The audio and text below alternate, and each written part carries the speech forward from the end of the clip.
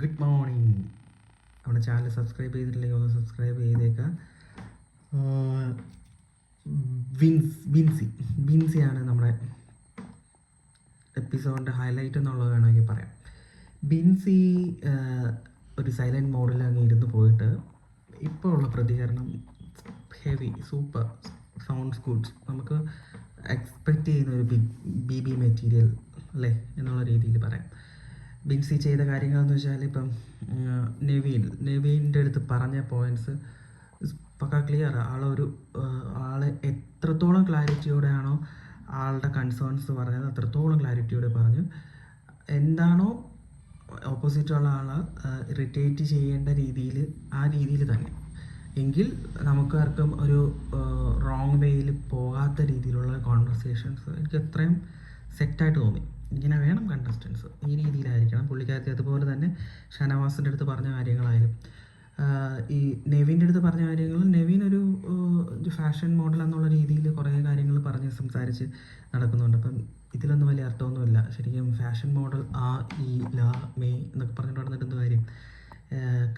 ഈ പറയുന്ന ഡ്രസ്സിലോ അതിലൊന്നും അല്ല, ആൾക്കാരുമായിട്ടുള്ള ആറ്റിറ്റ്യൂഡിലും മാറ്റേഴ്സ് ഹൗ ടു ഹാൻഡിൽ എന്നുള്ളതൊക്കെയാണ് ബിഗ് ബോസിൻ്റെ മാനദണ്ഡം എന്നുള്ളതാണ് വിശ്വസിക്കുന്നത്. അല്ലാതെ ഈ കുറച്ച് ലാഷ് പുഷ് എല്ലാവരെയും തമാശയൊക്കെ പറഞ്ഞിട്ട് നടന്നിട്ട് കാര്യമില്ല.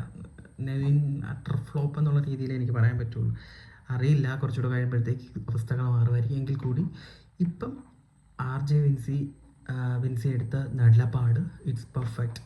ഐ ലവ് യു, എന്നെ ഒന്ന് ഈ പുള്ളിക്കാരത്തിയായിട്ട് പ്രണയിക്കാനായിട്ട് നിങ്ങൾ ഹെൽപ്പ് തരാമോ എന്നുള്ള അനുമോളടുത്തൊക്കെ ചോദിച്ചൊരവസ്ഥയിലോട്ടൊക്കെയാണ് പോയിരിക്കുന്നത്. പുള്ളിക്കാരൻ എനിക്ക് തോന്നുന്നു ഇങ്ങനെ ബാക്ക് ടു ബാക്ക് ഓരോ ലേഡീസിൻ്റെ പിറകെ നടക്കുമെന്ന് തോന്നുന്നു. ഇങ്ങനെ കാര്യങ്ങൾ ഐ ലവ് യു എന്നൊക്കെ പറഞ്ഞ് എങ്ങനെയെങ്കിലും ഒരു ലവ് കോംബോ വർക്കൗട്ട് ചെയ്യാൻ, പക്ഷേ പരിപാടി അങ്ങോട്ട് സക്സസ് ആവുന്നില്ല. സോ RJ വിൻസി പിന്നെ പറഞ്ഞ കാര്യം എന്ന് വെച്ചാൽ പുറത്തു കൊണ്ട് കിടത്തിയപ്പോഴത്തേക്ക് പുള്ളിക്കാരത്തി എന്തോ ആ ടീമിനെ ചതിച്ചു എന്നുള്ളത്, ഫുൾ ടൈം കിടന്ന് ഉറങ്ങുക എന്നുള്ളത് പറഞ്ഞു. ഉറങ്ങിയാൽ പിന്നെ മറ്റുള്ളവർക്ക് വന്ന് എടുത്തുകൊണ്ട് പോകണമായിരുന്നു, ഔട്ടാക്കാനുള്ള ചാൻസസ് ഉണ്ടായിരുന്നല്ലോ. വായ് അവരുടെ കൈ അവിടെ പോയിരുന്നു എന്നുള്ളതാണ് RJ വിൻസിയുടെ question. That is perfectly right. അപ്പം ഇങ്ങനെ കുറച്ച് കാര്യങ്ങൾ കൊണ്ട് RJ വിൻസി കുറച്ചു പോപ്പുലർ ആവാനുള്ള സാധ്യത ഉണ്ട്. പിന്നെ എനിക്ക് തോന്നിയ കാര്യം വേറെ ഇതിൽ അനീഷ്, സ്വാഭാവികമായിട്ട് അനീഷ് കുറച്ച് വെറുപ്പീരൊക്കെ ഉണ്ട്. അറിയില്ല ആളുടെ ഗെയിം എങ്ങനെയാണെന്നുള്ളത്, അത്ര അങ്ങോട്ട് സ്മൂത്തായിട്ട് തോന്നുന്നില്ല. ബിന്നി അത്യാവശ്യം നിലപാടുകൾ പറഞ്ഞ് അങ്ങനെയൊക്കെ പോകുന്നുണ്ട്. അക്ബറിൻ്റെ കാര്യത്തിൽ ഏകദേശം ഒരു തീരുമാനമായിട്ടുണ്ട്. അപ്പാന് ശരത്ത് എന്തൊക്കെയോ കിടന്ന് കളിക്കുന്നുണ്ട്. ആള് സ്വയം പറയുന്ന കുറച്ച് കാര്യങ്ങളുണ്ടല്ലോ. ഇപ്പോൾ അനീഷിനോട് തന്നെ ആയാലും ആക്ടേഴ്സിൻ്റെ വില നിനക്കറിയത്തില്ല, ആക്ടേഴ്സ് ആരാന്ന് നിനക്ക് കാണിച്ചു തരാം, നിനക്ക് കഴിവില്ല, നിനക്ക് അതില്ല മറ്റതില്ല, അതൊക്കെ പുള്ളിക്കാരൻ നെഗറ്റീവ് ആക്കുക എന്നല്ലാതെ വേറെ പോസിറ്റീവ് തോട്ട്സ് ഒന്നും മനുഷ്യർ കണ്ടുകൊണ്ടിരിക്കുന്ന വ്യൂവേഴ്സിന് കിട്ടുമെന്ന് തോന്നുന്നില്ല.